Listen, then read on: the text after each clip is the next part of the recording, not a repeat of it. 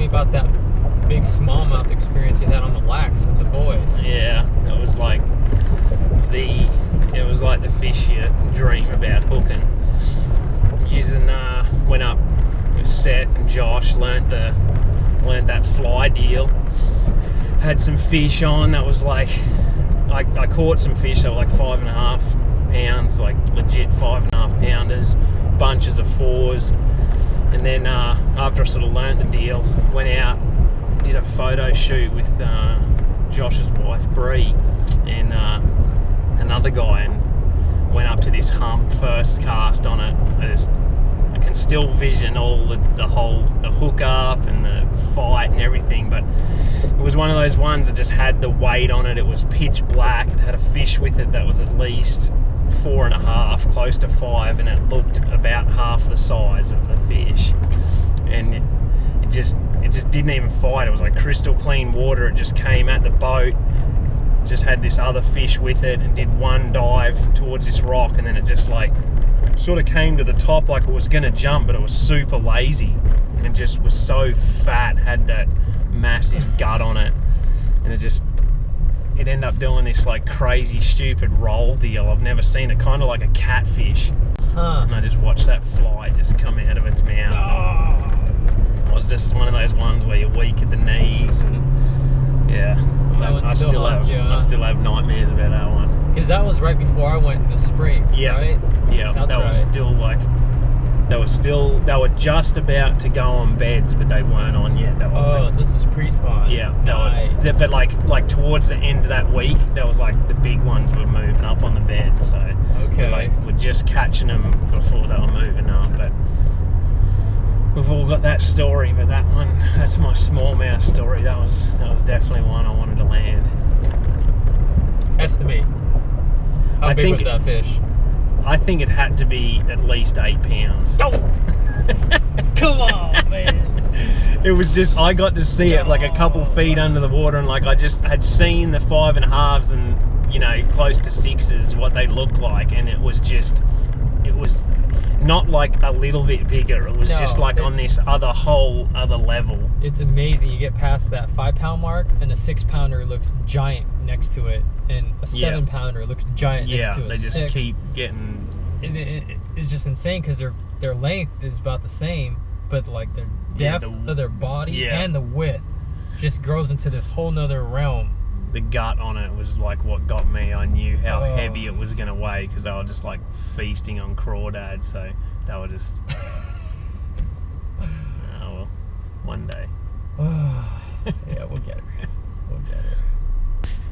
I think another one I've been trying to do with all my guys is record you guys talking about your first bass fishing experience, man. Like first ever bass. Yeah. So lay it on me, dude. Tell me all about it. Because for most of us, it's when we were young, right? Yeah. But it was different for you. Yeah. Are you talking about largemouth? Yeah. Oh, okay. Yeah, that's cool. Yes, I flew in. Never been out. I'd never been basically out of Australia, really. Hardly ever even been on a plane.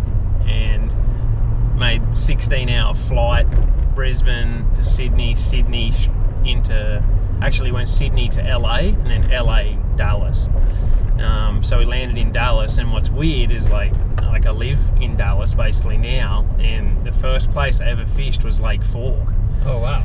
So see, I didn't know that. I always thought it was Lake Mead. No, because we came out here we came to Dallas first to like see, it was like Skeeter, and they were like, it was called the Skeeter Trip of a Lifetime, so it was through the guy that owned and ran Skeeter in Australia. So we came to see the factory and everything out here, and when we went across, we went to Fork, and they kind of organised a guide, and it's Lance Vic, who, you know, I know pretty well now. So we pretty much got a guide trip, and it was one of the coolest days. Like, I just instantly got addicted to these fish because it was kind of back in the day, and I forget even what time of year it was, but he drove us like back through all this timbered area, and like in Australia, like with my boat, I wouldn't like even bump a tree or anything with it,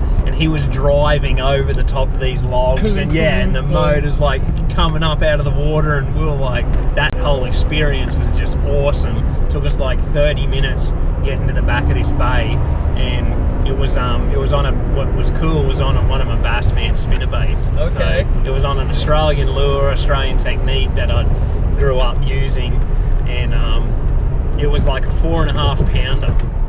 Just cast up to this weed edge. It was like very similar to fishing in Australia, and just rolling this little compact spinnerbait off a weed edge, and 4.5 pounder just ate it, and we ended up catching like, I think we caught about 30 or something for that like half day. Yeah, we like smashed it, and that's when it like things started clicking for me, because I'm like, man, I thought they were like very similar to like our bass. Like I got it. I was like I was switched on to catching them like straight away. But how old like, were you? I was, when I first came over here, I think I was 24.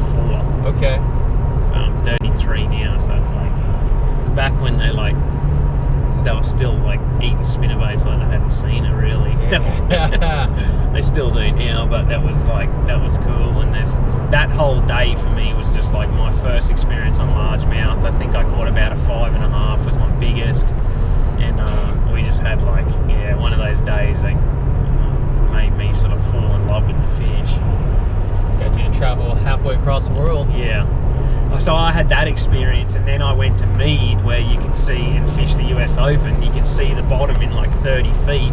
So that was like a lot closer to sort of at home, and that's when I like used the super finesse techniques. I was using 2-pound braid and 4-pound leader, and just like everywhere I was casting, I was getting bit. And like those two experiences were like, man, I can come over here and like smash them. And next minute you're at the Red River flipping like in 1 feet of mud water, and it was like everything was really totally different. I actually had to like just start from scratch, but it's just funny how things work. That gave me the confidence to pack it all up and come over here.